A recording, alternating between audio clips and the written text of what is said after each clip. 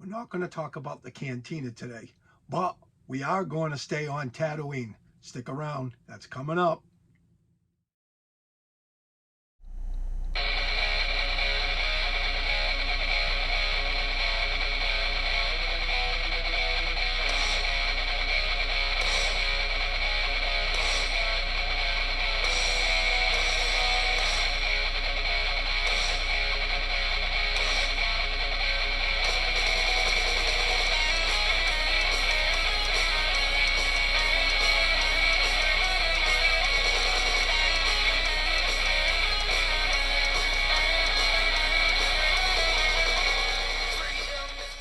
Hey Star Wars fans, welcome back to another video from All Things Star Wars Considered. I'm your host Doug, and today we're going to talk about the Vintage Collection Bantha, which just arrived on my doorstep. A couple of weeks back, we were talking about the HasLab Mos Eisley Cantina.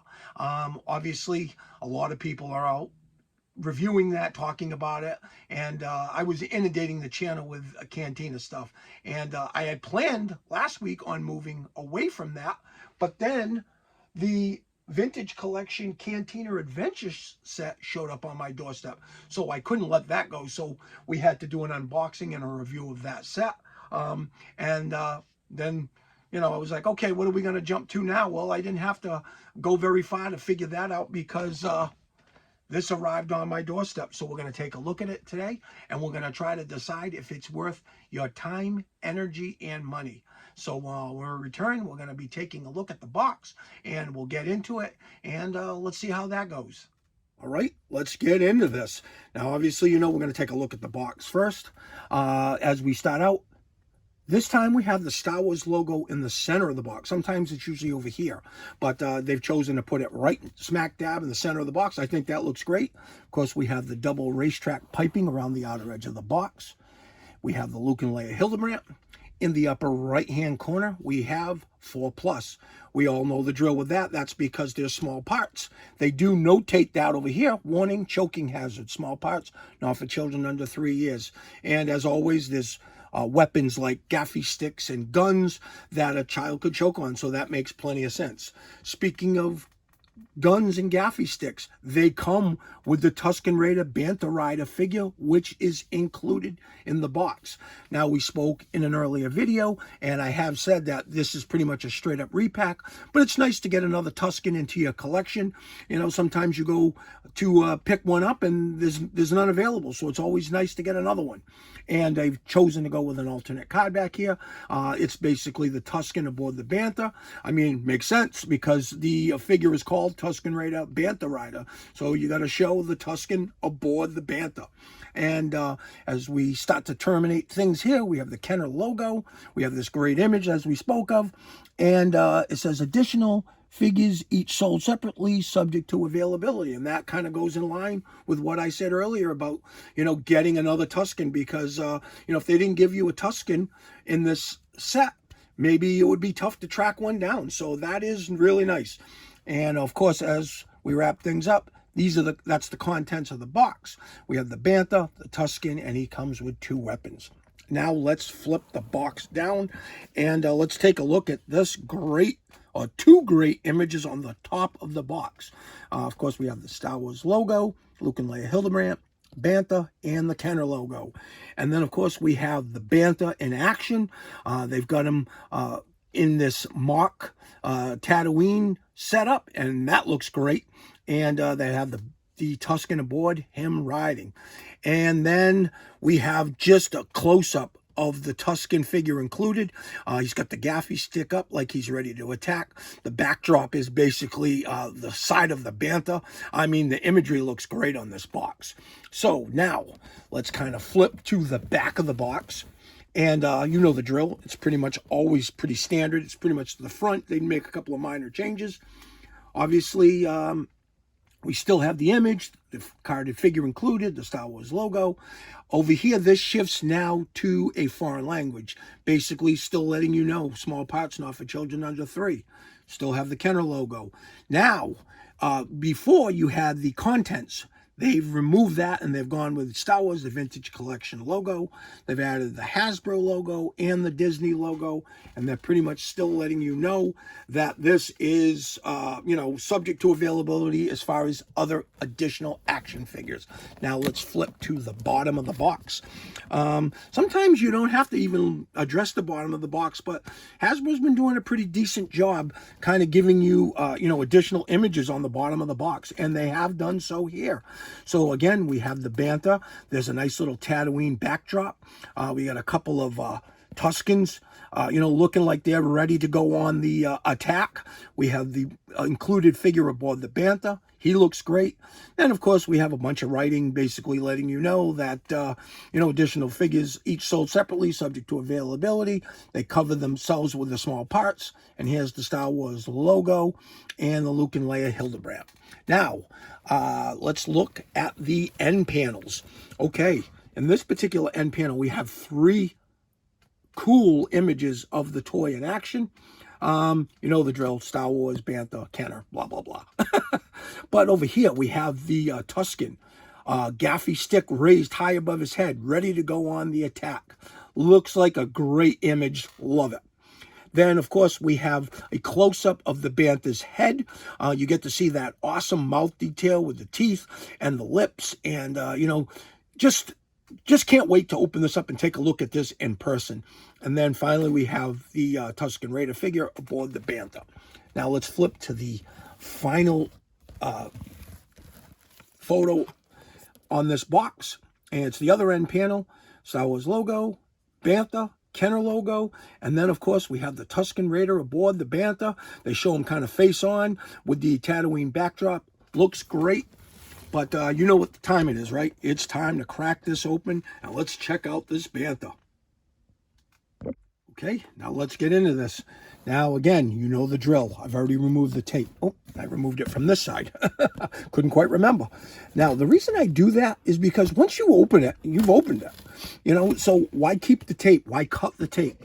I remove the tape, get rid of the glue residue, and, then later on, what's the difference? Opening a toy is opening a toy.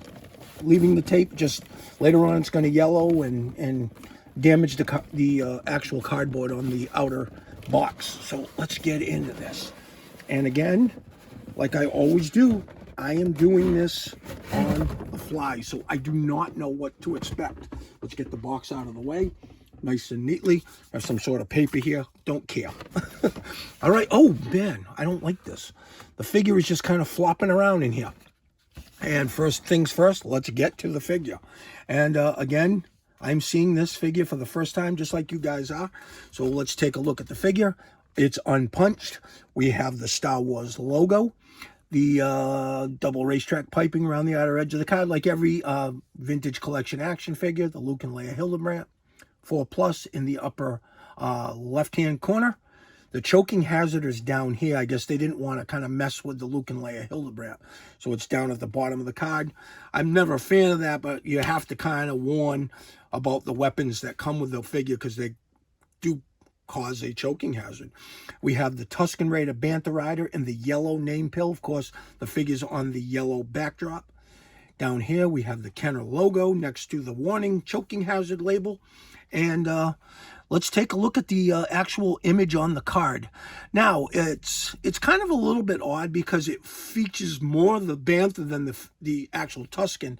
You get this little small thing of the Tusken up top here and more of the Bantha. But I mean, the figure is a Bantha rider, so I guess we don't really need to go all, and have the figure itself, featured prominently on the card. So, the figure is, like I said, a repack. I think it looks like the one that they put out a couple of years back. They have added a soft goods skirt. There is no outer robe, but that's fine because I think it would just impede him aboard the Bantha anyways. They've done those barbell hips. Obviously can't see that, but that's what they've done to allow the figure to ride the Bantha. Comes with this long rifle, comes with the gaffy stick, and let's flip the card over. This is VC 380, and it says Tusken Raider, Bantha Rider, Tuscan Raiders share a close, almost mystical bond with Banthas, large furry mammals that travel in herds through Tatooine's desert wastes. So, yeah, looks great. And I'm very happy with that figure. So let's kind of put him off to the side so we can get to this Bantha. Now, oh, I see how they had it. There's like a plastic insert, and the figure was kind of like this in that plastic insert, as you can see. So I get you. That's how they protect the figures, because when I just opened this up, the figure just flopped out. But so let's now kind of turn this, and here it is. Now, I actually saw my friend Vincent Spencieri from VS Toys. I saw his review of this, and so I already knew what to expect. But it's kind of weird that they actually have the Tuscan in a plastic bag. But that's what they've chosen to do. So let's just pull him out. Now, when I saw Vincent's review, it's the same. Like, all the hair, because it's in this plastic bag, is all matted. So you're going to kind of have to play around with it and tease it and kind of get this Bantha back to life, you know, kind of fluff them up, you know, and that's what I'm going to do. I can see that this does look pretty cool. So we have this really cool saddle. It's removable. And just like Vincent, I'm not going to remove it, because he says sometimes when you take these things off, they're tough to get back on. So do you really need to remove it? No, you don't. So the detail on this looks pretty good. Oh, the tail does have some articulation, as you can see. So it kind of like swivels and kind of feels a little bit bendy, but I don't think it's going to give, there's not much give to it. You know, it seems a little bit flexible, but I don't think it's going to stay. And then let's see, as we flip this, oh, there is quite a bit of articulation in the legs, as you can see. The Power of the Force 2, which maybe I'll bring in. Oh, wow, look at that. I kind of turned, and this is, like I said with Wara, this is a face only a mother could love. But look at the detail in this mouth. And I'm in my light again. And this thing looks amazing. So let's see if we can kind of, I want to do this so you guys can see it. Look at the mouth. That thing looks really cool.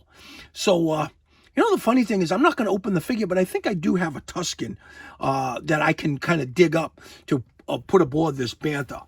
So, let's see the tusks. I mean, yeah, the tusks. Tusks? Horns. I caught myself. I'm like, that doesn't sound right, tusks. Tusks. So let's look at yeah, there's a nice hinged joint in that mouth so you can see the teeth. And yeah, he needs to go to the dentist. And the eyes look really cool. They almost look demonic. Having said this, I think this thing blows away the Power of the Force too. And there's a lot more mobility. I mean, you don't need it. I mean, what do you need? I mean, the Bantha was a elephant in a costume. So, you know, you didn't need a whole heck of a lot of articulation. The thing's not going to go and do the limbo. So, I think this looks pretty good. So when we return, maybe I can put a figure on there, and maybe I can tether him to the hitching post outside of the Mos Eisley Cantina. I thought this was going to be a little bit more in-depth, but really, what more can you say about the Bantha, and what more can you show? I mean, he's got the natural fur.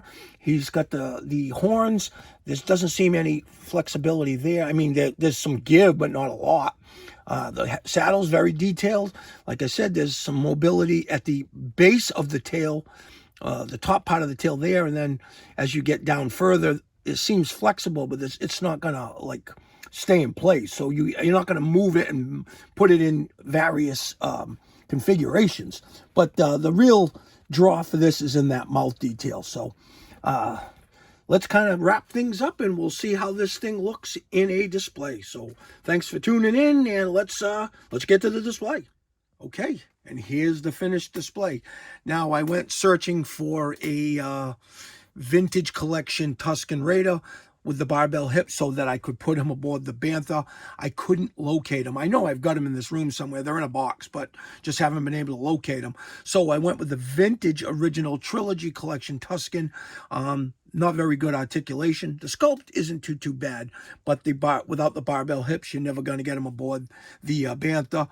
The arms don't have the greatest articulation, but I was able to get him into that arms raised gaffy stick pose, and yeah, it looks pretty decent.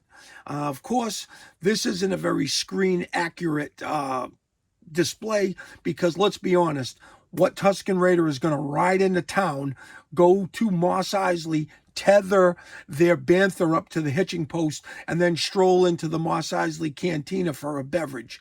They're just not built that way. They'd walk in and want to kill every patron in the bar. But I just thought it was kind of interesting to be able to tether him to the hitching post.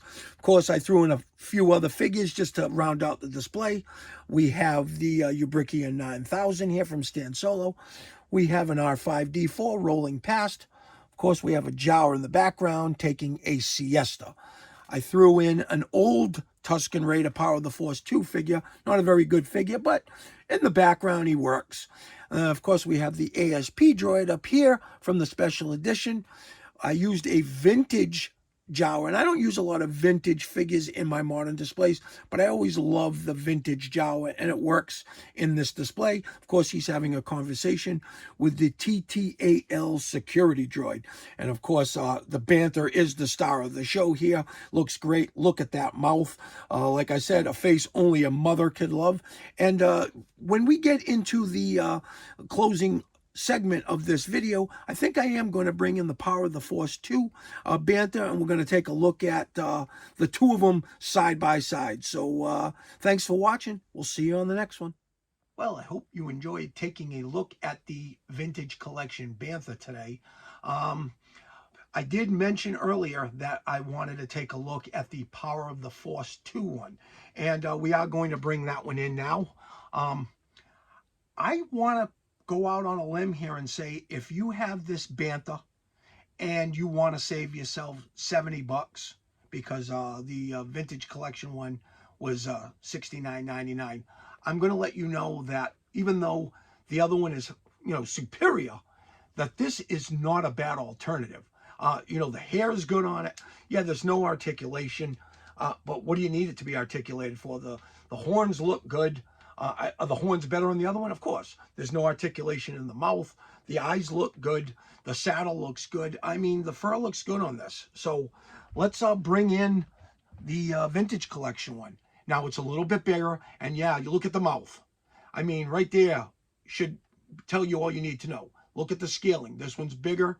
If we look at them side by side, a lot more detail in the saddle, but they didn't drop the ball on this. For when this came out, and I think this was 97, 98, somewhere in the late 90s, they did not do a bad job with this Bantha. So if you have this one and you want to forego paying $70 for this, you can get away with it. Now, is that knocking this one? Absolutely not. This is definitive. This is, I mean, look at the detail in the mouth, the horns look great. This saddle looks great. The fur detail, there's articulation in the tail. There's great articulation in these legs. But again, you don't need a ton of articulation for a slow moving Bantha. This for me is the selling point. And the eyes. Let's see if we can kind of pull away some of the hair from the eyes. I don't know if you can see them, but they look demonic. I looked at it, I'm like, oh my God, this thing is scary looking. So yeah, this one is definitely definitive. You're not going to be disappointed. So if you don't have a Power of the Force 2, then absolutely pick this up. But if you're on the fence, you already have the Power of the Force 2, and you don't have the money and you don't want to spend $70, then you'll be okay letting this one go. But I am glad that I got it. And if you're doing a display, what's wrong with having two Banthas instead of one? So definitely worth the money, but not worth the money if you already have one and you don't really want to spend it. So that's just my 2 cents. I'm sure a lot of people will kind of weigh in on it, and I appreciate that. I applaud that. I welcome that. So having said all this, we're going to start to wrap things up. Before we do so, I'd like to thank everybody for the continued support of my humble little All Things Star Wars Considered YouTube channel. I do want to remind you, though, if you haven't done so, please hit that subscribe button so you don't miss any valuable Star Wars content. If you enjoyed this video, give it a like. Like I always say, that helps the channel as well. If you have a question, a comment, you want to weigh in the banter, like I just said, please leave in the comment section, and you know I'll get back to each and every one of you. Want to remind everybody to have a great day. Thank everybody for watching, and we will see you on the next video. And as always, may the force be with you. There's an old man living cold and poor.